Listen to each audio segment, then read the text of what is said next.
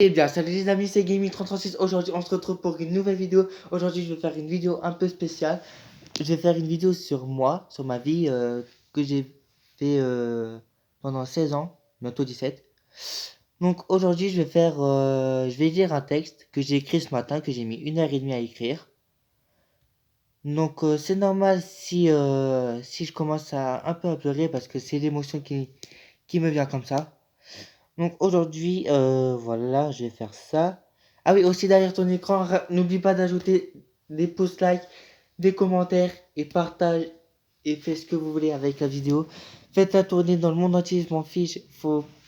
Si ça, si ça plaît à tout le monde, et aussi n'oublie pas de t'abonner et active la cloche de notification. Ce serait extrêmement super pour ma part, ce serait super pour moi aussi. Alors, donc du coup là, je vais commencer. Je vais commencer à lire. Et là, on verra bien si ça va le faire ou pas. Allez. Depuis le jour où je suis né, je me suis toujours dit que la vie est belle. Mais en grandissant, j'ai compris que dans la vie, il y a des hauts et des bas. Au fur et à mesure du temps, je grandis, la vie n'est plus la même. Le premier jour où je suis rentré à ma première année de maternelle, j'ai compris que c'était mon avenir qui jouait. Que là, il fallait pas déconner. Je ne savais pas encore comment faire pour ne pas se faire péter la gueule.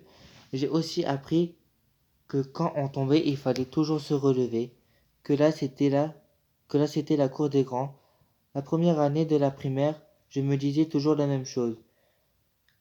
Les cours c'était plus compliqué que je ne le pensais. Je n'arrivais pas à faire les exos, les exercices de maths, français, etc. Quand je suis arrivé en CM1, le début d'année, ça se passait bien. À un moment donné, vers la fin de l'année, il y avait une putain qui a dit à des cons, ils sont venus me voir et ils ont commencé à me tabasser. Mais je me suis relevé à chaque coup et je me suis enfui. Et je suis rentré chez moi. Je me suis, je me posais la question de qui a bien pu dire ça. Depuis ce jour-là, je me suis toujours posé la question et je ne saurais jamais qui a osé dire ça.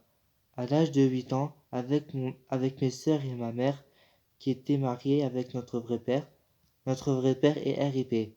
Avant qu'il meure, je voulais lui dire un dernier mot.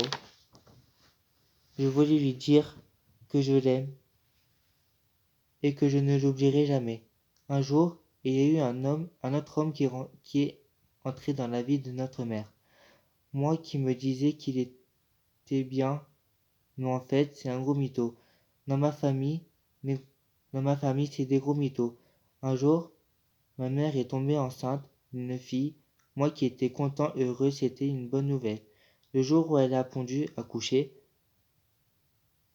merde, je me dis que ma vie va basculer. Que ma vie va basculer, que maintenant j'ai un rôle à jouer. En grandissant, ma petite sœur, elle est casse-couille. Un jour, mon beau-père a décidé de déménager à Bordeaux. La première année de collège, j'ai rencontré de belles personnes à qui je n'oublierai jamais, sauf certaines qui j'oublierai. J'ai aussi eu des moments de doute, je ne pensais pas comment je pourrais trouver l'amour, mais je ne suis pas un mec bien pour les autres. Mais je sais que toutes les conneries que j'ai faites, et même avoir fait souffrir des personnes qui me sont chères, il y a des jours où je me sens pas très bien, où j'ai envie de me suicider parce que j'ai plus envie de, j'ai plus la même vie qu'avant, parce que on me rabaisse tout le temps et je ne sais pas quoi faire à part aller voir un psychiatre. Moi qui est toujours enfermé chez moi parce que je ne sais pas quoi faire à la vie extérieure, parce que j'ai peur, de me faire tabasser comme je l'ai vécu auparavant. Et en ce moment, j'ai envie de dire les 4 vérités à mes parents, mais je ne sais pas comment leur dire qu'ils m'ont fait souffrir, ils m'interdisent tout en gros, j'ai une vie de merde.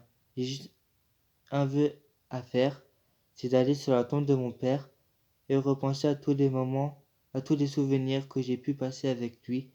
Et je voudrais recommencer ma vie à zéro. Là, je voudrais dire une dernière chose, que toutes les personnes ont un cœur en or. Il n'y a pas des anges et ni de démons. Quand on a tous un bon fond.